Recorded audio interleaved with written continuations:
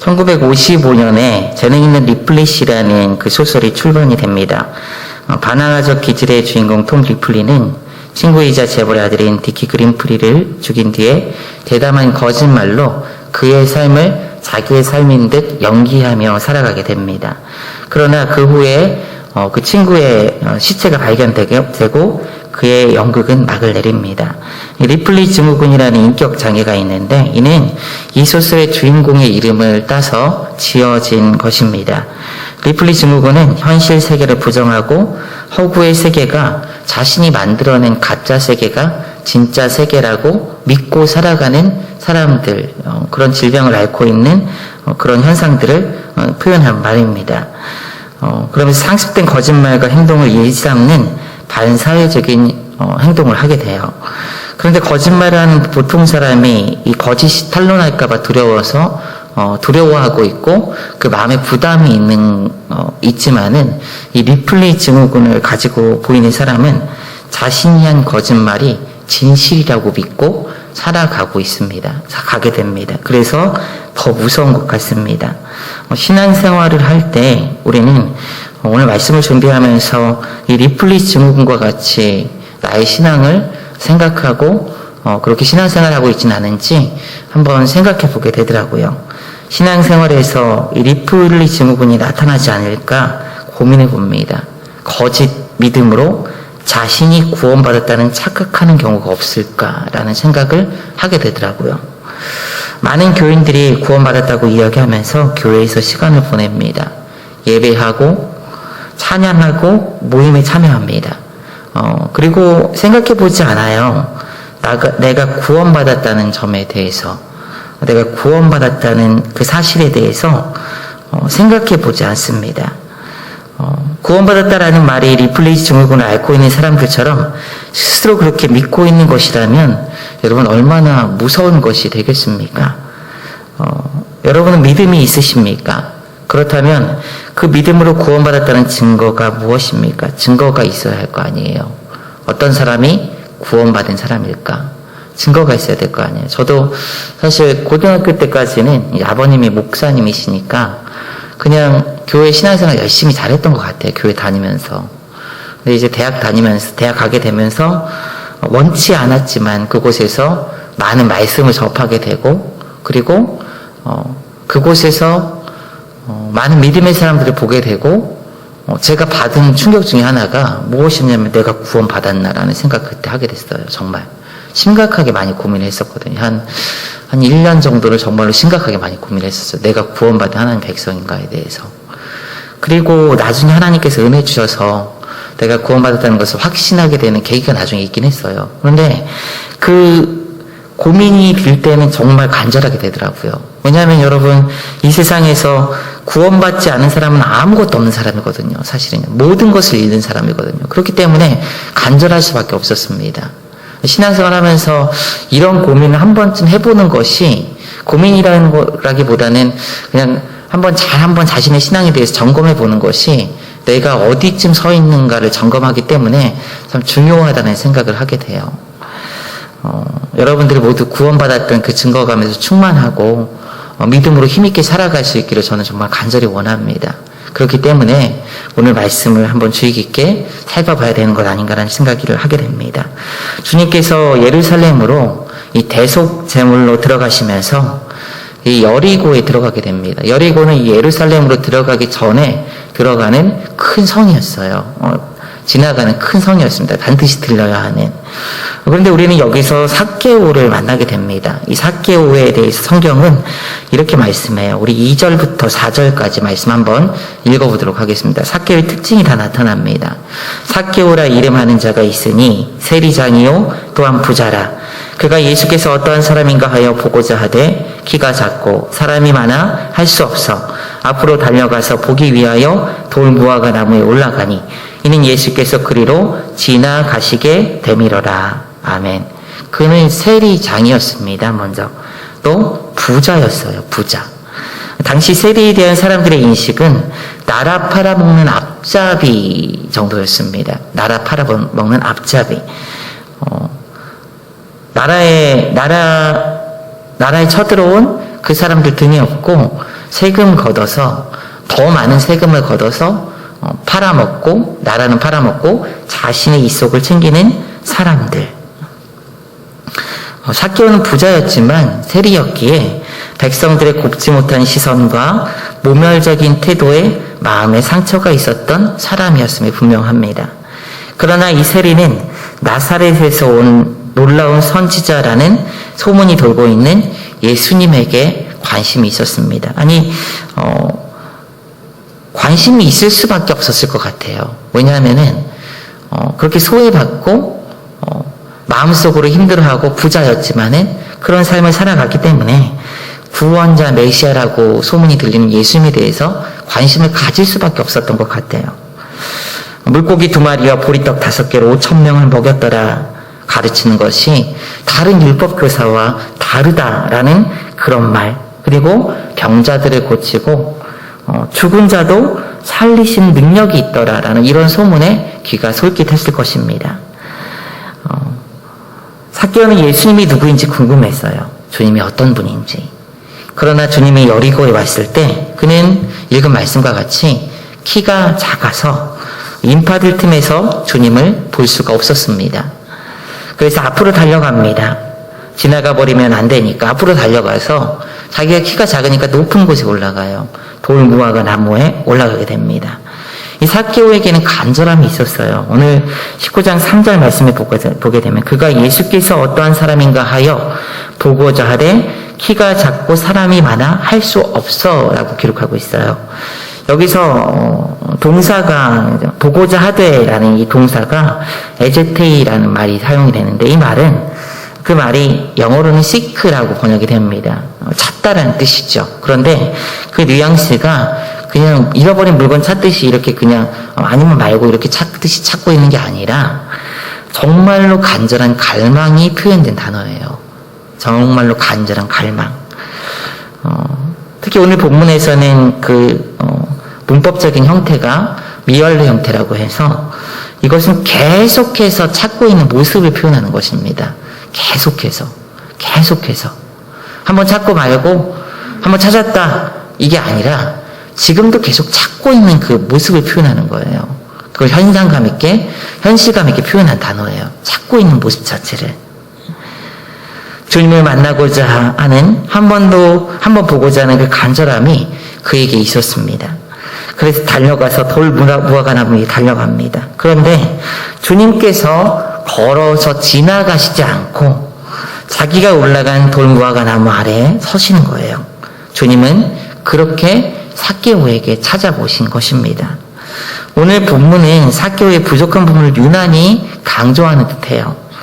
세리였고 부자였으며 키가 작고 볼품이 없는 사람. 그런데 그에게 주님께서 찾아오십니다. 누가복음은 항상 느끼는 것인데요. 주류에 있는 사람들을 더 많이 표현하는 것이 아니라 이 누가복음은 당시에 관심이 없었던 사람들, 관심이 없다는 것은 소외됐다는 것이고 소외됐다는 것은 뭔가 부족함이 있다는 것이고 결핍이 있다는 겁니다. 이런 사람들에게 관심을 유독히 많이 보입니다. 가난한 자들, 불쌍한 자들, 연약한 자들, 병든 자들, 그리고 사회계층으로는 아이들, 여자들, 과부들 특히, 그리고 세리와 같은 이런 사람들에게 관심이 많습니다. 그리고 오늘 말씀도 그래서 17장부터 보게 되면은 10명의 나병 환자들이 고침받는 기사가 있고 과부와 불의한 재판장의 비유가 있어요. 그리고 또 세리와 바리새인의 기도의 비유가 나오고요. 어린이들을 받아들이시는 주님의 모습이 또 나옵니다. 그리고 부자 관리의 부족함, 주류는 부족하다고 표현해요. 뭔가 사람들이 점점 하라고 하는 이야기 가운데 부르짖는, 잠잠하라고 하는 가운데 부르짖는 맹인들의 어떤 모습도 나오게 됩니다. 오늘 삭개오도 그 중에 하나였습니다. 이들은 모두 당시 소외됐던 사람들이에요. 나병 환자는 저주받은 병이라 하여 격리되었고, 과부는 경제적, 사회적인 울타리가 없는 이들이었고, 세리는 백성들에게 멸시받고 마음에 상처가 있는 죄인 취급받은 자들이었고, 어린이들은 소외칠 가치도 없는 그런 존재들이었습니다. 당시에. 맹인은 온전하지 못하니라고 하여 사람들에게 치이는 사람들이었습니다. 주님께서는 이들에게 특별하게 관심을 기울이십니다. 오늘 본문에서 당시 사람들이 멸시하고 선대시 여겼던 아픔이 있던 이 삭개오에게 찾아오세요. 그리고 너의 집에 내가 유하여야겠다라고 하십니다. 당시 유대인들에게 있어서 죄인들과 함께 거하는 것, 식사하는 것은 거룩하지 못한 행동 그 자체로 여겨졌습니다.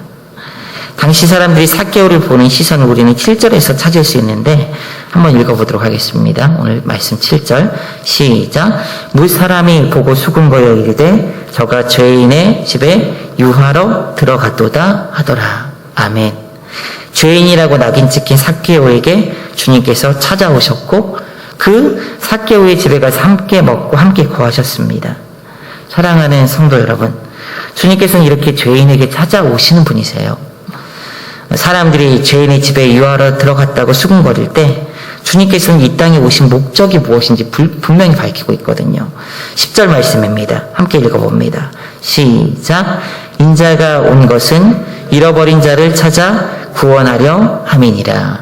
아멘. 주님께서는 잃어버린 자를 찾아서 구원하시기 위해서 오신 것입니다. 주님께서는 소외되고 아픔이 있고 질병과 고난과 삶의 무게에 눌려서 괴로운 지체들을 외면하는 분이 아니시라는 거예요. 죄로 인해서 사망 가운데 있는 자들, 하나님의 백성으로 주님께서 만드신 목적과 뜻에 따라 살아가면서 그 목적에 맞는 삶을 살도록 창조한 자들, 그러나 죄로 인해서 어그러진 그 인생에게 찾아오신 것입니다. 우리가 주님을 찾았기 때문이 아니라 주님께서 찾아오셨다는 것이 중요한 거예요. 주님께서 찾아오셨다는 것. 아무런 소망 없는 이들, 모두 다 포기했던 죄인이라는 낙인 찍힌 그 삭개오에게 주님께서 찾아오신 것입니다. 사실 우리도 삭개오와 같아요. 소망이 없었습니다. 그런데 죄인된 우리 인간에게, 우리들에게 주님께서 찾아오셨고 그 죄를 해결하기 위해서 친히 독생자 예수 그리스도의 모습으로 이 땅에 오신 것이죠. 아들 예수 그리스도를 믿음으로 구원의 길을 열어주셨고 그 믿음조차도 하나님께서 선물로 우리에게 주셨던 거예요. 그러면서 주님을 주라 고백하게 하셨기 때문에 우리에게 찾아오신 주님을 영접하고 우리가 맞아들일 수 있는 것입니다.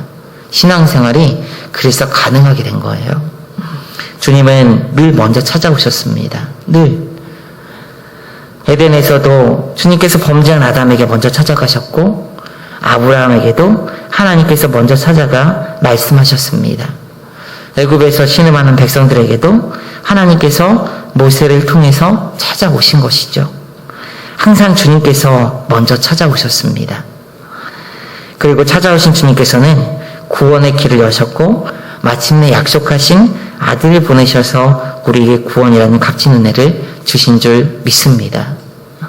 주님의 찾아오시는 은혜가 있었기 때문에 우리가 구원의 은혜를 지금 누리고 있는 줄 여러분 믿으시고 잊지 않으시기를 주님의 이름으로 축원드립니다.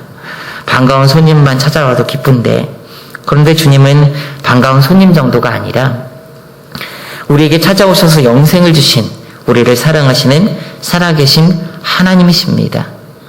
따라서 주님의 이런 구원의 은혜는 항상 기쁨이 있어요. 기쁨. 놀라운 것이기 때문에. 삭개오는 주님이 찾아오시자 이렇게 반응합니다. 우리 6절 말씀 한번 다 같이 한번 읽어봅니다. 함께 읽습니다. 시작. 급히 내려와 즐거워하며 영접하거늘. 아멘. 그는 급히 내려와 주님을 영접합니다. 주님을 즐거워했다. 그리고 맞아들였습니다. 구원이라는 것은 이런 놀라운 기쁨이 있는 거예요. 죄의 저주에서 우리를 자유케 하시고 이제 그 자유로 하나님을 기쁨으로 섬기게 하시는 것이 구원입니다. 이전에는 죄의 노예였다면 이제는 하나님을 섬기는 자발적인 자유인이 된 거예요. 이것이 비단 그때만의 감정은 아닙니다. 우리가 예수 믿기 전, 후 그때만의 감정은 아니라는 거예요. 우리가 믿음의 길을 걸어가면서 하나님을 만나고 그 삶을 살아갈 때 기쁨이 있게 돼요. 기쁨. 늘 기쁨이 있습니다. 사랑하는 성도 여러분, 지금 오늘 하나님을 기쁨으로 맞이하고 받아들일 수 있는 인생이 되기를 원합니다. 하나님을 맞이하는 그 순간순간마다, 하나님을 모시고 함께 사는 그 매 순간순간마다 하나님께서 주시는 기쁨이 있기를 원합니다. 삶의 다양한 자리에서 주님을 기쁨으로 맞아들일 수 있는 은혜가 여러분들의 삶에 있기를 원합니다. 주님께서는 지금도 말씀을 통해서 우리를 찾아오십니다. 성령님께서 우리와 함께 하시면서 성령님을 통해서 우리와 지금 주님께서 함께 하고 계시는 거예요. 그렇다면 우리가 주님을 기쁘게 맞이하는 것은 주님의 말씀을 기쁨으로 듣고 그 말씀에 아멘으로 화답하고 그 말씀에 순종하는 것이 분명하죠. 말씀을 통해서 우리와 함께 하시는 주님을 말씀 가운데 기쁨으로 맞는 우리 모두가 되기를 주님의 이름으로 부탁드립니다. 이렇게 주님께서 소외되고 아파하고 죄인 취급받는 자들, 수혜도 들지 못하는 이들에게 찾아오셔서 그들을 구원하셨어요. 그런데 이런 이들이 구원을 얻은 것과는 달리 주님께서는 오늘 기사를 통해서 사실 강력하게 의인이라고 여기는 자들을 질책하고 있는 거예요. 동시에 예수님께서 삭개오의 집에 들어가실 때 이를 지켜보던 사람들이 이렇게 수군거렸습니다. 저가 죄인의 집에 들어간다. 이 말을 돌려 생각하면 이들이 어떤 생각을 가지고 있었냐면 삭개오는 죄인이고 우리는 죄인이 아니야 라는 그런 인식이 그 가운데 깔려 있는 것이죠. 이에 대해 주님께서는 잃어버린 자를 구원하기 위해서 오셨다라고 말씀하십니다. 이 삭개오도 아브라함의 자손으로 잃어버린 하나님의 자녀라는 거예요. 그런데 이 구원의 선언을 주님께서 언제 하시느냐면 8절 말씀이에요. 8절. 이 삭개오도 구원받은 하나님의 자녀다라는 선언을 8절 말씀에서 하셔요. 우리 한번 다 같이 한번 읽어봅니다. 시작. 삭개오가 서서 주께 여짜오되 주여 보시옵소서. 내 소유의 절반을 가난한 자들에게 주겠사오며 만일 누구의 것을 속여 빼앗은 일이 있으면 내 갑절이나 갚겠나이다. 아멘. 삭개오는 두 가지 행동을 결단을 합니다. 찾아오신 주님 앞에서. 자신의 재산의 절반을 가난한 자들에게 줄 것이다. 속여 빼앗은 일에 대해서는 네 배를 갚겠다. 이것이 삭개오가 주님 앞에서 결단한 내용이에요. 삭개오는 자신의 죄를 인식했고 자신이 이미 범한 잘못을 바로잡기를 원했습니다. 찾아오신 주님 앞에서 이 죄의 돌이킴이 있는 거예요. 후기 유대인들의 탈무드 지침을 보게 될 때 이런 내용이 있어요. 자신의 재산의 20%를 가난한 사람들에게 준다면 이는 자비로운 것이다 라고 표현이 되어 있습니다. 또 민수기 5장 7절에서도 이렇게 말씀하고 있습니다. 유대 문헌뿐만 아니라 민수기 5장 7절 말씀이 있는데 우리 한번 다 같이 한번 읽어보도록 제가 준비를 안 했나 봐요. 제가 한번 읽어드릴게요. 민수기 5장 7절 말씀입니다. 그 지은 죄를 자복하고 그 죄값을 온전히 갚되 5분의 1을 더하여 그가 죄를 지었던 그 사람에게 돌려줄 것이요. 5분의 1을 더하여. 그 20%죠. 이것도 20%. 삭개오의 믿음에 따른 변화의 결단은 당시 유대인들의 율법보다도 또 관습보다도 더 훌륭한 결단이었어요. 왜냐하면 50%를 자신의 재산을 내어놓겠다라고 얘기하고 20%를 더해서 갚는 것이 아니라 4배를 갚겠다라고 표현했기 때문이에요. 구원의 믿음은 자신의 죄에서 돌이키는 결단과 타인에 대한 하나님의 뜻의 실천으로 결국 나타나게 됩니다. 죄를 짓게 되면 그 죄로 인해서 피해 입은 사람들에 대해서 그것을 돌이키고 보상하고 그 가운데 하나님의 뜻이 이루어지게 돌이키는 것이 구원받은 사람들의 삶의 모습이라는 거예요. 이렇게 고백하자 주님께서는 삭개오에게 이 고백 위에 구원이 임했음을 선언을 했어요. 물론 삭개오는 이미 주님께서 찾아오시면서 구원받은 사람이에요. 그런데 주님께서 구원을 선언하신 것은 이런 고백 가운데 있는 삭개오에게 구원을 선언하신 거거든요. 주님께서 직접적으로 구원을 선언하는 것이 이전에 삭개오를 만나고 삭개오가 영접하여 그 집에 들어갈 때가 아니라 삭개오의 결단, 그 변화를 보시면서 말씀하시는 것은 여러분 의미가 있는 것입니다. 그는 돌이켜 자신의 삶의 잘못을 뉘우치고 과거의 잘못을 고백하고 그것의 안 좋은 결과들을 돌이키겠다라고 결단한 후에 하나님 말씀에 따라 의로운 삶으로 믿음의 삶을 살겠다고 결심한 후에 주님께서 그 고백을 구원받았다는 선언을 하셨던 거예요. 그리스도께서 우리를 변화시키시면 그 변화는 의롭다고 인정해 주는 것, 의롭다고 인정하는 수준에서 멈추는 것이 절대로 아닙니다. 주님께서 우리를 의롭다 인정해 주세요. 그래서 우리가 구원받은 자들이 된 것입니다. 구원이 이루어진 거예요. 그런데 믿음은 우리를 의롭다 하지만 또한 그 믿음은 지금도 우리를 변화시키고 있는 줄 믿으시기 바랍니다. 변화시키고 있으세요. 그 믿음 자체가 구원받았다고 칭한 거예요. 칭한 것. 의롭다고 인정한 거예요. 인정한 거지만은 의롭진 않은 거예요, 여러분. 주님께서 인정해 주셨지만. 왜냐하면 예수 그리스도께서 그 죄값을 다 감당하셔서 거룩히 하셨기 때문에 의롭다고 인정해 준 거예요. 대신 받은 거죠.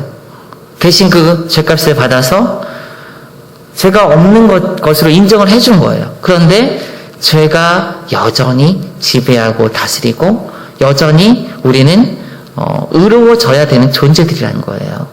그 삶에서 의로움은 추구되어져야 되고 그 죄에서 끊임없이 돌이켜져야 되는 존재들이에요. 이것이 성화인 거예요, 여러분. 성화. 의롭다고 인정한 것과는 달리 성화되어져야 되는 거예요, 우리는요. 이것이 믿음의 삶의 삶 가운데 나타나는 반드시 나타나는 모습입니다. 많은 그리스도인들이 의롭다고 인정된 믿음에 대해서 이야기하지만 성화되어져가는 구원의 소정을 외면하고 소홀히 하는 경우를 많이 봅니다. 아까 말씀드린 그 처음에 이야기했던 리플리 증후군처럼 마치 교회에서 거짓 믿음으로 내게 구원 얻었다고 이야기하기 쉬운 분위기가 오늘날 교회의 분위기라는 거예요. 예수 그리스도를 믿는 믿음을 입으로 주문처럼 외우고 교회 생활 잘하고 교인들 만나고 헌금 꼬박꼬박 잘하고 그것으로 구원받았다고 믿는 거예요. 그것으로. 그런데 여러분 이렇게 구원하는 거 맞나요, 여러분? 그것이 구원 얻은 증거가 맞습니까? 로마서 10장 10절에서 보게 되면 이렇게 얘기합니다. 사람이 마음으로 믿어 의에 이르고 입으로 시인하여 구원에 이르느니라. 아멘. 우리에게 구원을 주시는 것은 믿음이라고 이야기합니다. 그리고 입으로 시인한다고 해요. 여기서 보게 되면은요. 그런데 입으로 고백했다, 시인했다는 것은 단순한 영접 기도가 아니에요, 여러분. 이거는요. 그 시인한다는 말이 그냥 되뇌이는 수준이 아니라 호몰로게이라는 이 단어가 사용이 되는데 이는 법정적인 개념입니다. 법정적인 개념. 그래서 법정적인 자리가 얼마나 엄숙해요. 그리고 공적인 자리예요. 근데 그 자리에서 주님께서 이를 인정하고 또 받아들이고 시인하고 공언하는 거예요. 그 자리에서. 그래서 그 안에서 약속하다, 시인하다, 증거하다라는 의미를 그 가운데 담고 있는 것입니다. 단순하게 말하는 게 아니에요. 이는 공적으로 하나님에 대한 신앙 고백을 하면서 그것을 인정하는 거예요. 공식적으로. 많은 회중 앞에서 하나님 앞에서 내가 하나님을 믿고 있음을 고백하는 것. 그냥 말하고 끝나는 것이 아니라는 것입니다. 바른 알을 통해서 하나님, 예수님, 구원, 십자가라는 은혜와 죄와 사망이라는 무서움을 알고 있는 상태에서 바르게 믿음으로 거짓 없이 고백하는 것이 바른 믿음인 것입니다. 단지 입으로 예수님을 믿습니다. 이렇게 이야기했다고 구원하는 것이 아니에요, 여러분. 마태복음 7장 21절에서 이렇게 얘기하죠. 나더러 주여 주여 하는 자마다 다 천국에 들어갈 것이 아니요 다만 하늘에 계신 내 아버지의 뜻대로 행하는 자라에 들어가리라. 아멘. 은혜를 받은 우리들은 반드시 삶의 변화가 있어야 합니다. 변화 자체도 여러분 구원인 거예요. 변화 자체도 구원의 과정인 거예요. 행함으로 그 믿음이 드러나게 됩니다. 마태복음 7장 18절에서 20절을 보게 되면은 이렇게 기록해요. 좋은 나무가 나쁜 열매를 맺을 수 없고 못된 나무가 아름다운 열매를 맺을 수 없느니라. 아름다운 열매를 맺지 아니하는 나무마다 찍혀 불에 던져지느니라. 이러므로 그들의 열매로 그들을 알리라. 열매로 알리라. 좋은 나무인지 곧 구원 얻은 하나님의 자녀인지 아닌지는 열매로 알 수 있는 것입니다. 열매로. 반대로 열매가 없는 이들은 그래서 그 믿음이 바른 믿음이 아니라는 것을 증거하고 있는 거예요. 이 말은 무서운 이야기가 될 수도 있는데 교회 안에 예배에 참석하고 우리와 함께 있다고 해서 다 구원 얻은 것은 아니라는 것을 분명히 말하고 있는 것입니다. 내가 예수 믿어 구원 얻었다라고 하면서 나에게 아무런 변화가 없다면, 아무런 말씀에 따른 성품과 삶의 변화가 없다면 그것은 지금 내 믿음에 문제가 있는 것입니다. 저는 한번 회심한 사람이 구원받지 못한다고 이야기하는 것이 절대로 아닙니다. 회심하게 하시는 믿음은 하나님께서 주신 것인데 이 믿음은 완전합니다. 자라나가야 되는 그 씨앗도 완전하고 그 열매도 완전하듯이 믿음 자체도 완전하는 거예요. 그런데 그 믿음이 자라지 못하고 있다는 것은 문제가 있는 거예요. 그것 자체가. 근데 그 믿음이 참인지 무엇으로 증명이 되느냐? 그 믿음이 지금 잘 되어져 가고 있는 믿음인지, 내가 신앙생활 잘하고 있는 증거가 무엇인지, 내가 구원받았다는 증거가 무엇인지 명확히 증거하는 그 증거가 무엇이냐? 그것은 열매예요. 열매. 행함이 있는 열매. 찾아오시는 주님을 영접하는 삭개오는 바른 결단을 곧바로 하게 됩니다. 내가 거룩하신 하나님의 자녀고 하나님의 구원의 은혜를 받은 자이기에 우리는 그 하나님의 말씀에 따라 믿음의 삶을 결단하고 살아가고, 때로는 연약하여 안 되는 문제를 고민하면서 눈물로 주님 앞에 간구하면서 그 거룩함을 이루기 위해서 애쓰고 노력하는 것이 우리의 인생이 아닐까 하는 생각을 하게 됩니다. 제가 말씀을 준비하면서 많이 생각해 봤는데 정말로 저한테 제가 사역하는 동안에요, 목사님 저 정말 구원받고 싶어요. 목사님 저 구원받은 거 맞을까요? 이런 고민으로 찾아오시는 분 한 번도 못 봤어요. 저는요, 사실은요.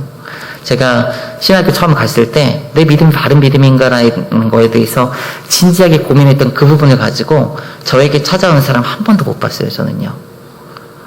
사실 여러분 한번 곰곰이 한번 생각해 보세요. 내가 그런 문제로 고민해 본 적이 있는가?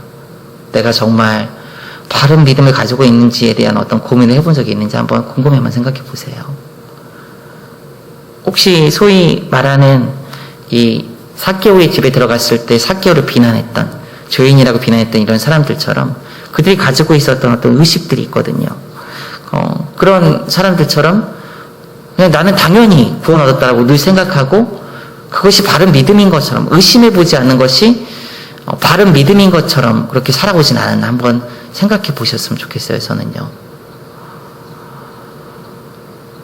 정말로 나에게 구원의 증거들이 나타나지 않음에도 불구하고 나의 믿음은 늘 바른 거야 라고 생각하고 있다는 것 자체가, 그것 자체가 어떻게 보면은 모순인 거거든요.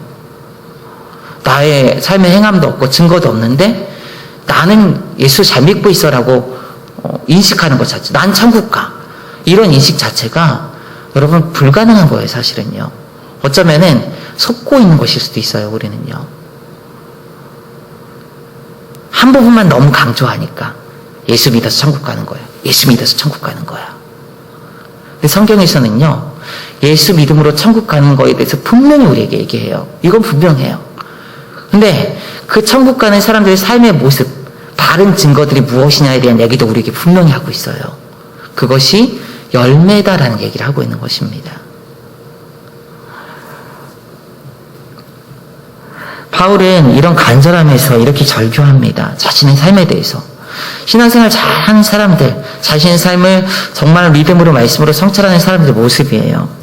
로마서 7장 21절에서 24절에서 보게 되면 이렇게 이야기합니다. 그러므로 내가 한 법을 깨달았노니 곧 선을 행하기 원하는 나에게 악이 함께 있는 것이로다. 내 속사람으로는 하나님의 법을 즐거워하되 내 지체 속에서 한 다른 법이 내 마음의 법과 싸워 내 지체 속에 있는 죄의 법으로 나를 사로잡는 것을 보는도다. 바울의 한탄입니다. 어떻게 보면은 한탄이에요. 오라, 나는 곤고한 사람이로다. 이 사망의 몸에서 누가 나를 건져내랴. 로마서를 쓸 당시에 바울의 고백이에요. 근데 이것은 자신이 사망 가운데 있기 때문에 막 이렇게 괴로워하는 것이 아니라 그 죄된 본성을 가지고 있는 자신의 모습 때문에 괴로워하는 바울의 모습인 거예요. 그 죄의 속성들 때문에. 믿음으로 얻은 구원은 우리를 안정감 있게 합니다. 우리를 기쁘게 합니다. 그러나 그 구원의 증거에 따라 변화되어져 가는 믿음의 경주는 오늘 우리가 애쓰고 집중해야 될 과제라는 거예요. 변화되어지는 삶의 모습은 애쓰고 집중해야 되는 과제예요. 내가 구원 얻었다고 하면서도 증거가 없는데도 아무런 문제의식 없이 태평하게 살아간다. 이것 자체가 문제인 거예요, 여러분. 이것 자체가. 우리가 이런 고민을 하고 집중하지 않으면 우리는 언제 주님의 길을 막을지도 모릅니다. 주님의 길을 막을 수도 있어요. 오늘 말씀 이후에 등장하는 것이 문화 비유인데 이 문화 비유를 시작할 때 이렇게 성경은 기록합니다. 11절인데요. 그들이 말씀을 듣고 있을 때 비유를 더하여 말씀하시니 이렇게 시작해요. 그러면서 여기서 그들에 대해서 이야기합니다. 그들에 대한 이야기를 우리는 성경에서 한번 생각해 봐야 돼요. 그들이 누구일까? 삭개오, 제자들, 그리고 예수님을 따라다니면서 보고 있는 무리들까지 다 포함되겠죠. 이들 중에는 예수님을 배척하는 이들도 있었습니다. 이 문화 비유에서 심판의 대상이 둘이에요. 하나는 주인이 누구인지 몰라 충성하지 못한 한문화 가진 자. 우리는 이것만 생각해요. 충성하지 못한 한문화 가진 자. 그러니까 충성해야 된다. 그런데 심판의 대상이 또 하나 있습니다. 누구냐면은 14절에 보게 되면 이렇게 기록하고 있습니다.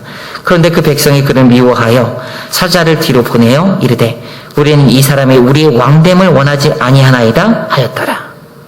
주님께서 왕됨을 원하지 않은 그런 자들도 있었습니다. 한문화 가진 자도 심판의 대상이지만은 주님이 왕됨을 원하지 않은 자들. 그런데 그들이 뭐냐면요. 그 백성이에요. 그 백성. 주인의 백성. 주인을 미워하면서 왕됨을 막고 인정하지 않는 자들을 지금 문화 비유에서 이야기하고 있어요.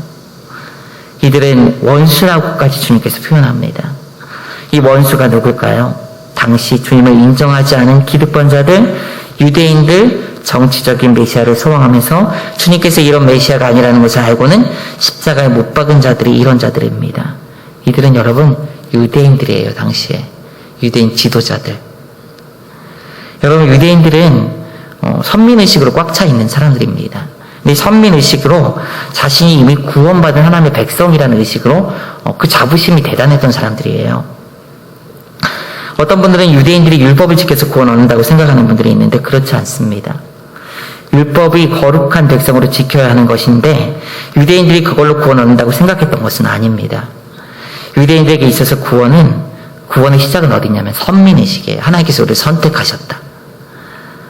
그들이 선택된 민족이라는 거예요. 그래서 선택 민족으로 선민의식으로 이방인들을 자신들은 높은 곳에 있으니까 하나님과 더 가까운 사람들이니까 이방인들은 개, 돼지로 취급했던 거예요. 그래서 개, 돼지척으로. 선택된 민족이라는 자긍심을 가지고 있는 우리는 하나님의 백성이라는 자긍심을 가지고 있어요. 그리고 이를 할례라는 방법으로 표현하면서 할례받는 것을 그렇게 중요하게 여겼던 거예요. 그래서 구원받은 것의 근거가 율법 이전에 선민의식이 이들에게 있었습니다. 그런데 여러분 선택되었다라는 이 선민의식 우리 구원과 여러분 같지 않습니까? 비슷하지 않아요, 여러분? 우리 선택받았잖아요, 다 하나님께. 비슷하지 않습니까?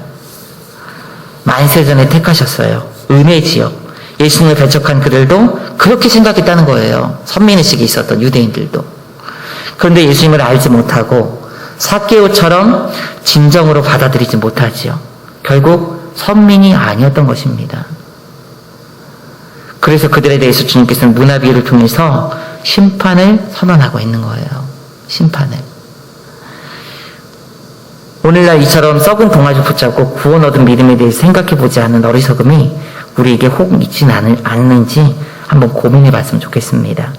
구원은 아들 예수 그리스도를 믿음으로 받아들이는 것입니다. 그렇게 시작이 됩니다. 그리고 그렇게 주님을 영접한 이들은 그들의 뜻에 따라 살아가면서 구원의 증거들을 열매로 보이게 되며 구원을 이루어가는 거예요, 여러분. 이것은 떨어질 수 없는 것입니다.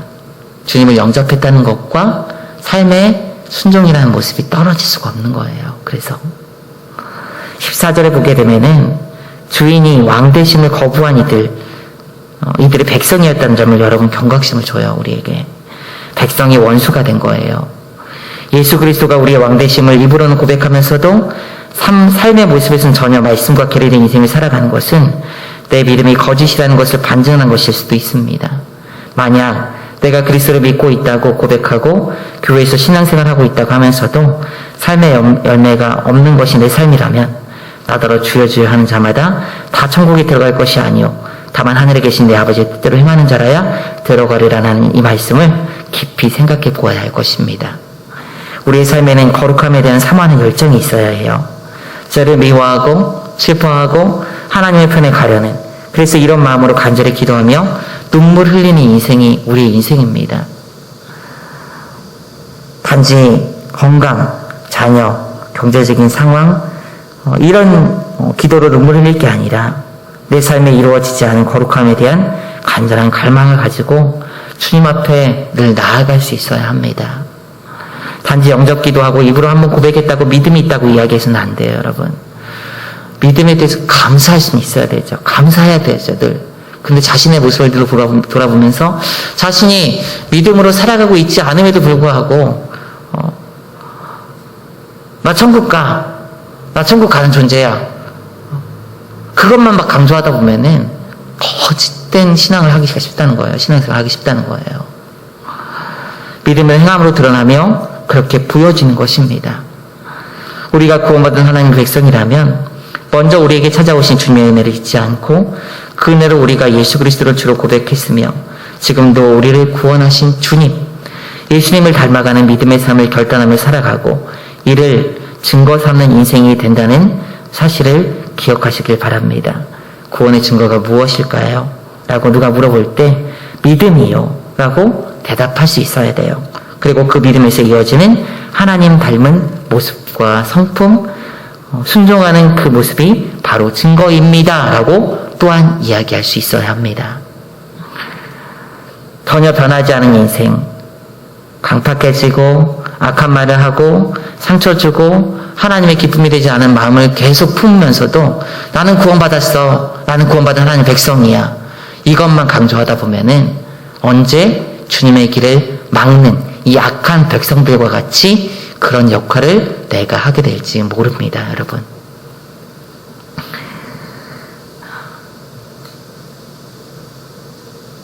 교회의 테두리 안에 있다고 해서 구원 얻었다고 그렇게 생각하지 마시고 나에게 주신 믿음이 바른 믿음이라면 삶의 행함을 통해서 믿음의 삶을 통하여 나의 믿음이 바른 믿음이라는 것을 증언하고 증거하고 그런 믿음에서 그런 삶의 모습을 통해서 확신으로 여러분 힘있게 살아갈 수 있는 믿음의 인생들 되시기를 주님의 이름으로 축원드립니다. 우리 다 같이 오늘 말씀 기억하면서 하나님 앞에 함께 기도하기를 원합니다.